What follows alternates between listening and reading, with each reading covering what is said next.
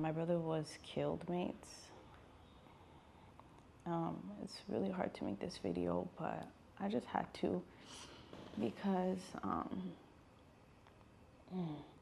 if you watch my videos, my family is a big part of my life and they are in my videos. So I just don't want people being like, oh, how come you're only showing 2 of your brothers, you know? So I'm gonna try my best to kind of tell you guys what we know so far and how from what we know, how everything went down.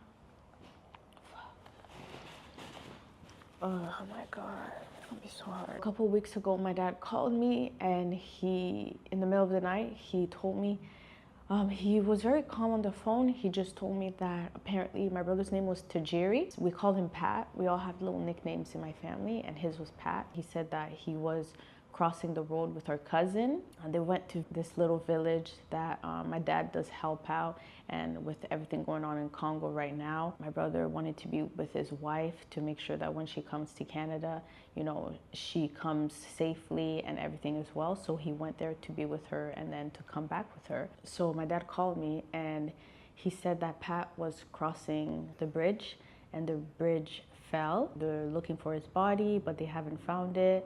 And on the phone, I asked him, I was like, okay, like he sounded very calm. So I didn't think it was a big deal, right? So I was like, okay, like they're gonna find him, right? And he was like, well, you know, with the water current and it was raining, like a lot of rain. He's like, you know, like it's a lot of rain. And my dad was like, it's close to impossible for his body to be found, but we're gonna remain hopeful. And I was like, okay, like who did he go with? So he went with one of our family member, like a third cousin. I was like, okay, like have you spoken to him? And he's like, no, we haven't spoken to him. But when my brother fell, he went, he told the people in the village and they went. They've been looking for him the whole night, right? So this happened at around 6. To me, I was hopeful, you know, I was like, they're gonna find his body. So the next day goes on and then they're like, no, we still haven't found him. And at this point, my dad was like, they were losing hope, my family. And I was like, no, like maybe he's gonna turn up. They looked for his body for 2 days. They couldn't find it. And then on the 3rd day, randomly, my brother's body appeared on the side where they had said that, my cousin said that he had fallen. So then they get his body and they bring it back to the doctors, whatever, to check him out. And it was determined that he didn't drown. There's no sign of drowning, no sign of, you know, like getting hit or anything. So then I asked my parents, I was like, have you talked to, I'm not going to say people's names, just, you know, to respect my parents' privacy and my brother's wife. And like, you know, it's still an ongoing thing right now. So I don't want to put things out there out of, you know, like just, I don't know, mates. But anyways, I'm not going to share too much, but I'm going to share as much as I can. So, okay. I asked my dad, I was like, have you talked to the cousin? And he was like, no, we haven't talked to him. And my dad was like, you know, he's in distraught. You know, this wasn't just like a random cousin.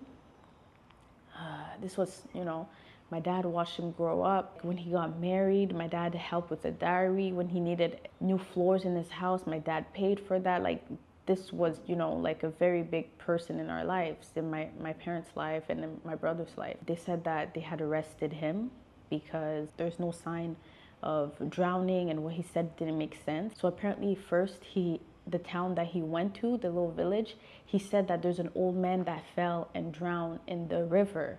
So they went to look for the old man. And then when he got further down to another little town or like a village, he said that, oh, Tajiri fell and drowned, because everyone knew my brother was, right? So then they just thought he was fishy, and the fact that he hadn't called or spoken to my dad, it was a little weird. And when they looked at my brother's body, he had a bloody nose, like blood was coming out of his nose. And I just remember they sent the pictures and I saw it, and I just remember my brother laying there, and it was so sad, you guys. Like, he had so much life in him. And my brother was so, you know, he wasn't a bad person. If you knew Tajiri, like,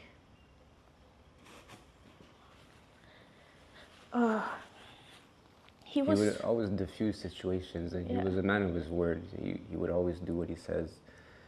He would never start something, and there was no signs at all of My brother physical. never argued. All he did was talk to his wife on the phone, like she was his everything, you know. And whenever I would go into town,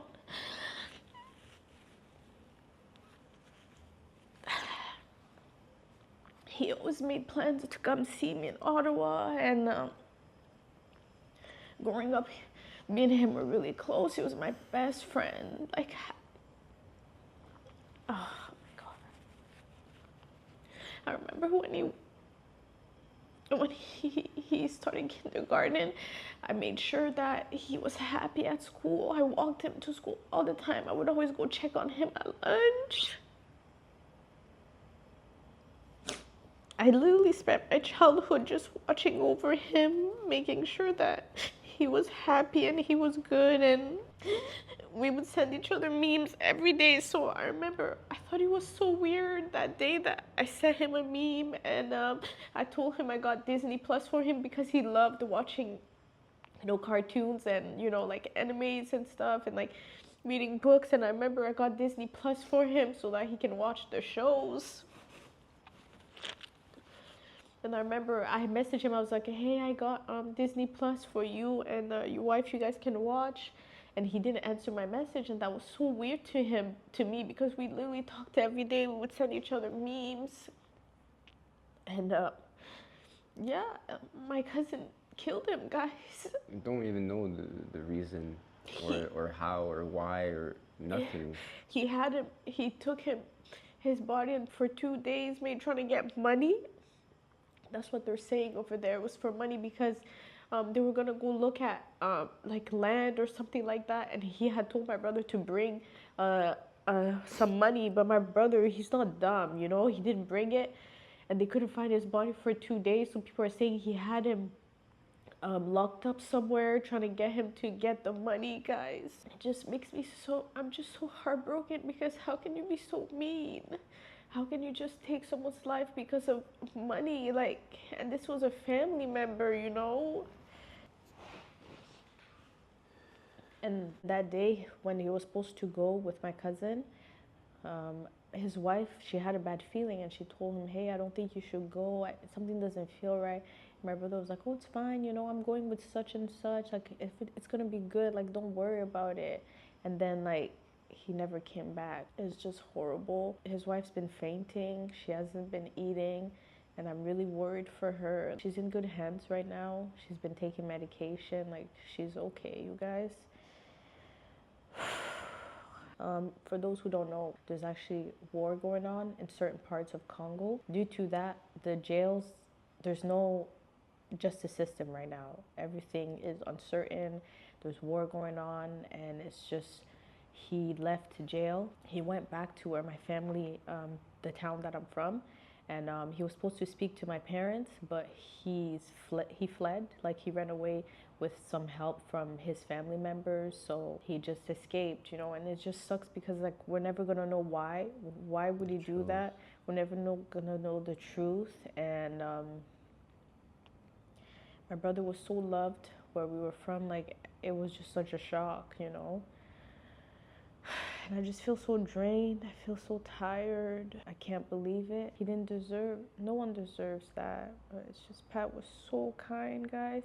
He was so trusting. He was just too trusting. It's so disgusting that we live in a world where you can't even trust people, you know. Like, this is the second brother I lose, you know. Mates, Gio woke up. I guess Gio woke up. Right now, with the war and everything going on in Congo, there's no police. Like, the jails, people that were in jail, they're out free. Like, they escaped, and he was arrested, but he's not anymore. He went back to where my family is from. He's supposed to speak to my parents and, like, just let them know, like, what happened, you know. Like, if he's saying that he drowned, but there's no, you know, when someone drowns, you know, there's signs that they drowned, but there wasn't any. So he's supposed to speak to my parents, but he's not. Like, he's escaping. He's avoiding them. He's not coming. And People are saying that he poisoned my brother and had him in a house somewhere trying to get money from him. Other people are saying that he hit him with something. So right now we just don't know what's going on. But it's just what hurts me the most is like my brother, you know, like how scared I know he was and just how confused he was. Can you imagine pleading for your life and it's your own family member that's trying to, like, you know, take your life away? It breaks my heart. What was the reason? And that's what hurts the most, because we'll never know the truth. He's on the run, and I feel like he's done this before. Because how can you feel so comfortable hiding, pretending to look for a body for 2 days when you know where it is? It's crazy. I've had time to just accept it, you know, and sometimes I tell myself, oh, like, he should have never went there, you know, but like, his wife was there. She was about to go to Canada. They were going to start their life. You know, I'm Congolese, you know, our family goes to Congo all the time, war or not, you know, when you guys know when you want to go home, like, you go, right? He wanted to go and like help out the village with food and stuff like that. My brother was very giving, very helpful. He didn't do drugs, he didn't drink, he didn't do any of that. He was a man of God. It's just so sad. I look at his pictures and his videos. We did vlogs together. Like, he was always there for me, and it just hurts my heart, guys. His life was taken. And I don't wish that on anyone. And it's just so brutal. But I just wanted to keep you guys in the loop. If you guys see me zoning out, or, you know, I gotta stay strong for, you know, my little family here.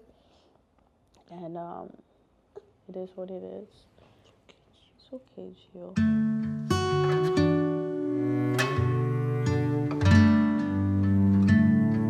Hi, bro.